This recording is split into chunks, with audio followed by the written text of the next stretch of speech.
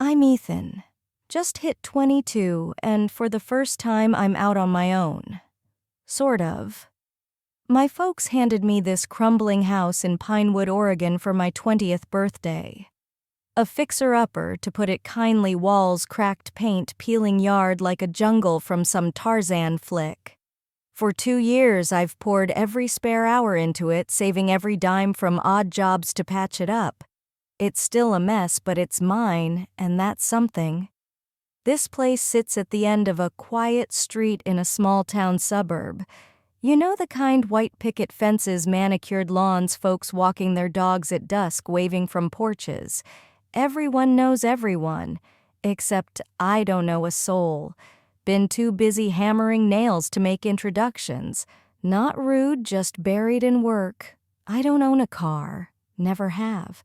My ride's a beat-up black mountain bike, my faithful steed since I was 18. It's carried me everywhere, and I can fix damn near anything on it. That's what I was doing that day, tools scattered on the driveway, hunched over the rear wheel, wrestling with a chain that kept slipping. The sun was brutal sweat dripping off my brow onto the concrete. I didn't hear her coming. "Looks like you've got your hands full." A woman's voice cut through the heat. I glanced up, startled. There she was, standing on the sidewalk, wearing a simple summer dress, sunglasses perched on her head. Wavy chestnut hair fell just past her shoulders, catching the light. She wasn't in her 20s, that much was clear, but her beauty hit like a punch, radiant, poised with a quiet confidence that made you look twice. I wiped my hands on my shorts and flashed a polite smile. "Yeah, stubborn chain," I muttered. She chuckled, a soft, teasing sound. "If I were younger, I'd beg a ride on that bike." I froze for half a second. Was she flirting? I couldn't tell. Her smile had a playful edge, like she knew she'd caught me off guard. I grinned back. "Who says you can't ask now?" I shot back, half joking. Her eyes lingered on me, weighing something. Then she laughed lightly, shook her head, and kept walking. "Have a good one, neighbor," she called over her shoulder. I watched her vanish around the corner, my tools forgotten. I didn't know her name, hadn't seen her before, or maybe I had too buried in my work to notice. I went back to the bike, but my mind was elsewhere. Something about her confidence, the way she teased me so effortlessly, stuck with me. Not just her looks, though. God, she was stunning. It was how she carried herself, like she owned every step. That night, I sat on my creaky porch swing with a cold soda, watching the sun sink behind the rooftops. A couple strolled by with their dog. Kids shot hoops a few houses down. Normal stuff. But my eyes kept drifting to that corner, hoping she'd reappear. She didn't. I leaned back, grinning like a fool. Maybe moving here wouldn't be so quiet after all. Days passed like they always did. I patched the bathroom tiles, swapped a busted kitchen light, and waged war on the weeds choking my so-called lawn. I didn't see her again, not once. Told myself she was just passing through that day, out for a walk. But her image burned in my mind, that dress, that smile, those eyes. Then, Friday morning around 9 a.m., I'd just showered, hair still damp, when a soft knock hit the front door. I wasn't expecting anyone. Threw on a t-shirt, jogged over, and opened it. There she was. Jeans hugged her curves. A loose white blouse billowed softly, and a delicate silver necklace gleamed at her collarbone. She held a small white box sunglasses pushed up, revealing warm brown eyes that locked onto mine. My stomach twisted, nerves I didn't expect. "Hey," she said, that easy smile breaking through. "Hope I'm not interrupting." I stepped back, giving her space. "Nah, what's up?" She held out the box. "Welcome gift. Fresh donuts from a bakery a few blocks over. Figured you haven't had time to explore Pinewood." I stared at the box, then at her, caught off guard. Wow, thanks. That's real sweet. She smiled wider. I'm Clara. Most folks call me Claire. I took the box grinning. Ethan. And yeah, you're right, I've been neck deep in house projects. I noticed she said, her eyes twinkling. Seen you hauling more tools than a hardware store. That broke the ice. I gestured toward the kitchen just inside. Want some coffee? Place isn't much, but it's got 4 walls and working plumbing. She laughed. Sure, I'd love a cup. We sat at my mismatched kitchen table sipping coffee, sharing donuts. Talk flowed easy like we'd known each other forever. She lived 4 houses down in the blue house with the big oak out front. Been there 17 years. Her 2 kids, both in their early 20s, were off at college. Raised 'em myself, she said softly, staring into her mug. Their dad split a long time ago. We were young when we married, too young. When things got tough, he ran. I nodded, unsure what to say. Sorry, that must have been rough. She shrugged, no bitterness, just calm acceptance. It was, but it made me stronger. Had to figure things out on my own. And I did. I told her my story, odd job since I was 18, saving every penny. Enrolled in college, but dropped out when tuition bled me dry. Poured everything into fixing this house bit by bit, scraping by on whatever I could earn. It ain't perfect, I admitted, glancing around. But it's mine, and I love the challenge. Her smile warmed. You should be proud. Most guys your age wouldn't have the guts or patience for this. I shrugged, a little embarrassed but grateful for the words. Talking to her felt natural, effortless. Despite the years between us, there wasn't a hint of awkwardness. After nearly an hour, she glanced at her watch. I should go before I overstay. She stood pausing at the door, then turned back. By the way, I meant what I said the other day. I raised an eyebrow. The ride. She laughed softly, wishing I was a little younger. My face burned and she grinned, shaking her head playfully before stepping out. I shut the door, leaned against it, and laughed to myself. Something told me this wasn't the last we'd talk. The days after were quiet but restless. I threw myself into the house squeaky bathroom door, loose gutters, a light switch that flickered like it had a mind of its own. Always something to fix. But every time I stepped outside, my eyes drifted down the street. I didn't know what I was waiting for. Maybe her. It was Wednesday, warm and breezy, the kind of day that pulls you outside. I was on my front steps, wrestling a loose board sweat rolling down my face, hammer and nails scattered around.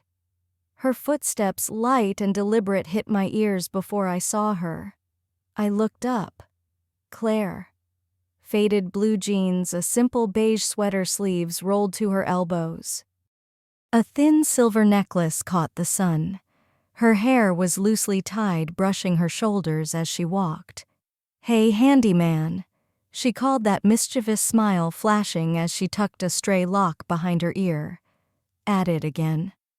I stood wiping my hands on my jeans, starting to feel like the neighborhood maintenance guy. She laughed, stepping off the sidewalk toward my steps. You're doing good work. This place looks better every time I pass by. I admitted it was a long road ahead, pointing at the uneven porch. Guess I'm a work in progress too. She tilted her head, her smile softening, her eyes lingering on me longer than necessary. Aren't we all? She said, voice low, warm. A pause hung between us, not awkward but heavy-charged, like we were both trying to read the other without saying too much. She bit her lip, breaking the silence. Hate to ask, but my kitchen faucet's been leaking for weeks, driving me nuts. Tried tightening it, no luck. I grinned. I can take a look if you want. Her eyes lit up. Really? You're a lifesaver. I grabbed my tools, brushed off my hands, and followed her to her place. The blue house with the oak, just like she'd described. It had a lived-in charm, faded paint, a cozy front porch, flowers blooming along the path. Inside the kitchen had cream cabinets and an old farmhouse sink that probably dated back to the house's first days. Family photos lined the walls, graduations, baby pictures, awkward school portraits. Love and history soaked into every corner. I crouched under the sink, wrench in hand, tweaking the stubborn pipe. She leaned against the counter, arms crossed, watching me with a quiet curiosity. "You know," she said after a moment, "I admire how hard you work. Most guys your age don't even know which end of a wrench to hold." I tightened the valve, chuckling. Necessity's a good teacher when you're broke and everything you own's falling apart. Her laugh filled the room, light and clear. "But you're different." I stood, wiping my hands on a rag she handed me. "All done. Should be good now." She tested the faucet, smiling as the drip stopped, then turned to me. Suddenly, she was close enough for me to catch the faint scent of vanilla and something floral. Not touching, but near enough to feel the air shift. A beat of silence stretched between us, electric. "You didn't have to do that," she said softly. "But thank you." Her hand brushed my arm just for a second, light as a feather. A jolt shot through me, sharp and undeniable. "I owe you," she said, pulling back. "Let me make you dinner." I blinked. "You don't have to." She tilted her head, lips curving into a gentle smile. "Just dinner, Ethan." I nodded before I could think. "All right." Friday night, we met at a small Italian joint a few minutes from the neighborhood. Dim lights, red and white checkered tablecloths, black and white photos of old Italy on the walls. The place hummed with warmth. Our talk flowed like we'd been at it for years. House repairs, funny mishaps, favorite movies, pizza toppings, DIY disasters. Then it turned deeper. She spoke of her kids, raising them alone, the nights she cried, the mornings she forced herself to keep going. "There's something about an empty house after the kids leave," she said quietly, swirling her wine. "Like you've been waiting years for a moment you never wanted." I listened, hooked on every word, stunned by how open she was. I told her about my college struggles, juggling 2 jobs to fix the house, my hazy plans for the future. "You've done good for yourself," she said softly. "Be proud." We stayed hours until we were outside under the soft glow of streetlights. The night air was cool but not cold. She walked close, her arm brushing mine as we headed home. At the corner where her house peeked through the trees, she stopped. "Thank you, Ethan," she whispered. "I had a really great time." "Me too," I said, meaning it. Her fingers grazed my arm again, lingering. My pulse raced. "Good night," she murmured. I smiled, nervous. "Good night, Claire." She disappeared inside, and I stood on the sidewalk, the street silent except for faint crickets. My heart pounded, a mix of thrill and confusion. I walked home under the streetlights, my mind racing with feelings I couldn't name. Next morning I woke staring at the slow-spinning ceiling fan, her face in my head. Claire. Her smile, her touch, her voice saying goodnight. I dragged myself out of bed, shaking it off. I wasn't a kid, but this was new. The age gap was real, but I didn't care. I liked her plain and simple. That week I ran into Claire more often. Small things at first. She waved from across the street while trimming her hedges, stopped me when I was hauling groceries, offering to help, brought me fresh muffins just because. One afternoon she knocked that playful smile on. "Can't open a jar of pasta sauce to save my life." "Think you can help?" I laughed, followed her to her place, popped the lid easy. We both laughed.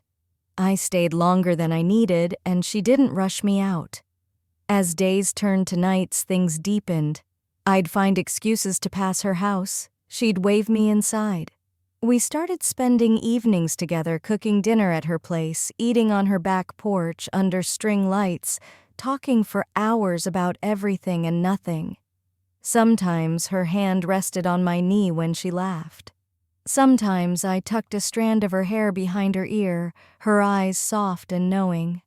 One night stood out. I invited her over, cooked spaghetti, my go-to for impressing. We ate on my porch under a full moon. Talk slowed as the night grew still. She looked at me, eyes glinting in the moonlight. "You make me feel alive, Ethan," she whispered. I swallowed hard. I feel the same. I'd dated girls my age before, but this was different. Deeper, tender, real. When she leaned in and kissed me, it wasn't rushed or clumsy. Soft, careful, brimming with feeling. Her lips warm, her hands framing my face. We pulled back, eyes locked, both knowing what we were stepping into, the risks, the unspoken rules, the judgment waiting if anyone found out. But in that moment, none of it mattered. From then on, our nights changed. I'd bike to her place after sunset. She'd leave the porch light on. Sometimes we'd curl up on her couch watching old movies, her head on my shoulder, my arm around her waist. Sometimes we'd slow dance barefoot in her living room to soft music. Other nights, passion took over, natural, mutual, respectful, never feeling wrong. Like two people lonely too long, finding solace in each other. One late night, her head on my chest, Claire opened up. "When I was young, I thought I had it figured out. Marriage, kids, the perfect house.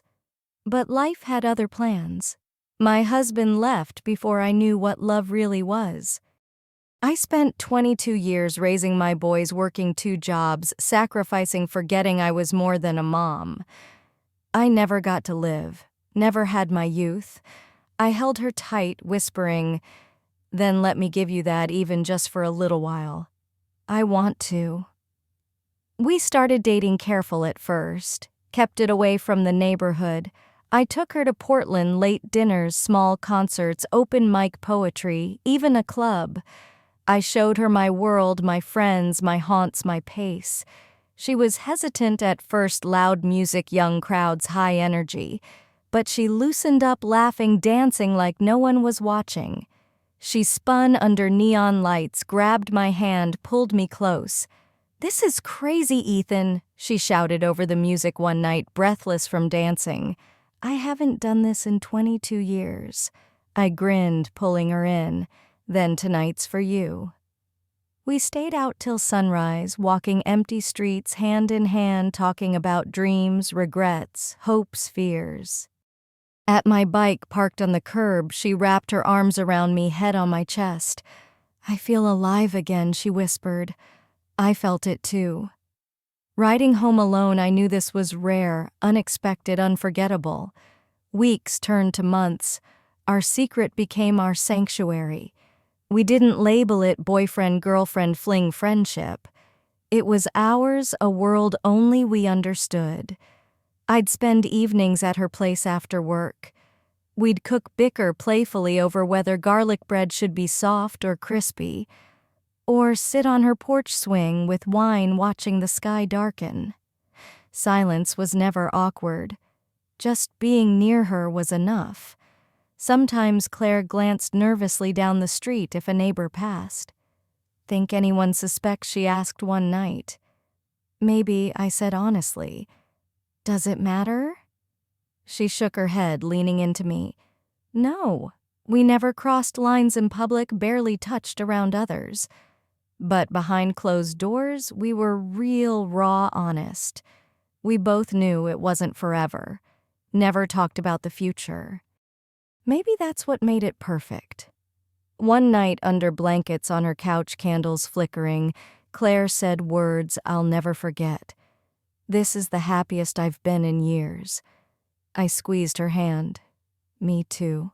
Her eyes found mine in the dark. "I know this can't last, Ethan," she whispered. "You'll meet someone your age, have a family, a normal life." Her words hit hard. Promise me something, she said softly. Promise you'll remember me. Not as the older woman down the street, but the one who made you smile while you were figuring things out. I brushed my fingers along her cheek. I promise. We didn't speak again that night, just held each other, knowing our chapter was winding down. Fall came and our time together thinned. Claire got busier volunteer work visits to her sons. I landed a full-time gig at a local construction firm, spending days on sites too wiped out at night for much else. We felt the distance creeping in, but didn't fight it. That was the beauty of us, never about holding too tight. It was about living in the moment. The last time I saw her as more than a neighbor was simple perfect. I stopped by to return a book she'd lent me. She invited me in.